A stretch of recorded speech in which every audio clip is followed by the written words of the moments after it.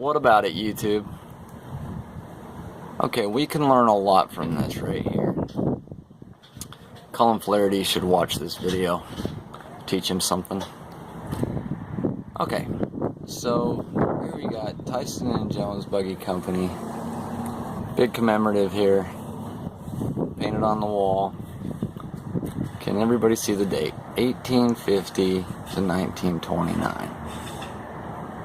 Rumor has it that when Henry Ford was looking for somewhere to build his motorized buggies, that he considered hooking up with these guys because they were one of, if not the most revered buggy company in North America. So you got this guy over here who's black, who owned a buggy company in 1850. So how did that happen? Right? Because we're told that everybody in the South hates blacks and wanted them to be slaves, and the benevolent North wanted them to be free. Well, let's think about this. Okay, so if you were black and you came to America, you didn't have anything going for you. You didn't have any skills. You didn't have written language. You didn't have religion. You'd come from a very harsh environment. It was tough getting over here. The Jews slave ships were, just surviving that was a feat to be, commended, because it was rough. But you get here to North America and you get lucky enough to be adopted by a southern plantation owner. Okay? And what would happen, predominantly the situation was, and there's many stories I could allude to, but predominantly the situation was that the blacks were treated like family.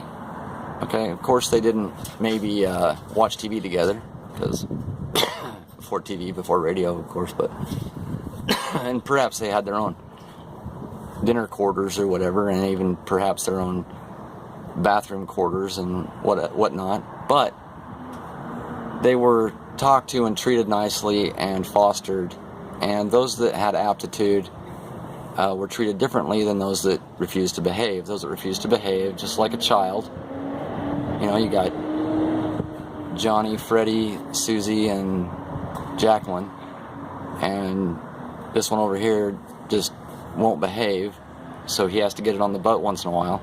And this one over here shows a lot of skill and aptitude, and so you give them more responsibility, and you know with confidence that they're going to be okay when they get to adulthood because they've shown themselves, right?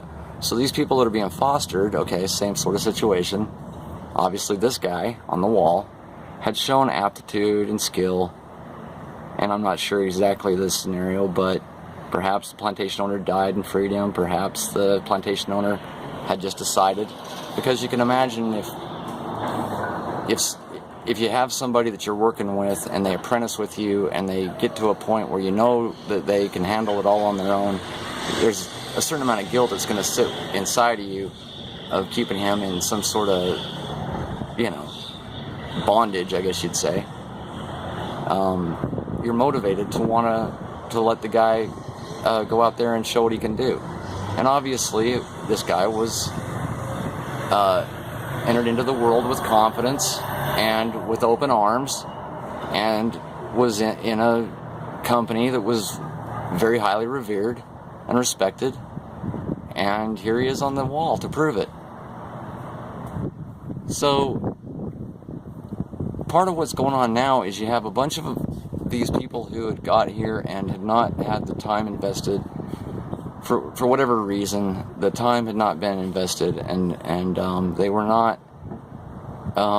they had not apprenticed to the point of being able and capable to have the skills and have the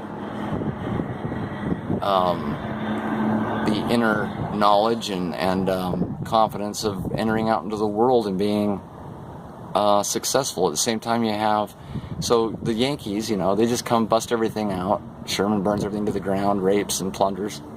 all the way to the coast, and then they come and take what was conquered and instill the carpetbaggers to make it so that these poor blacks who are now free to have nothing at all, who are busted up from their families, they're now they have a big emptiness inside of them of not being apprenticed and not even having an identity of where they come from, what their legacy is, what they're capable of, just being completely lost in the world, and then at the same time being treated like shit with the Jim Crow laws.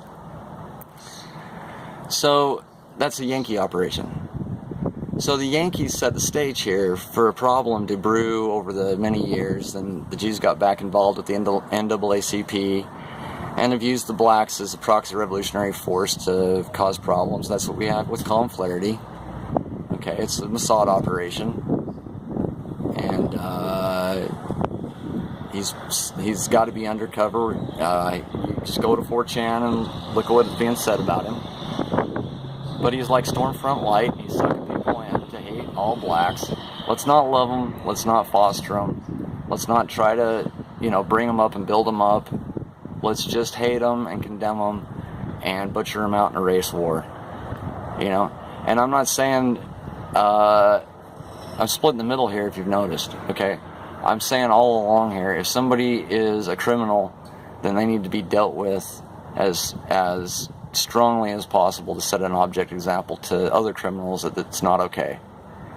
Okay, just like if you had one that didn't behave back in the day, you might get the whip.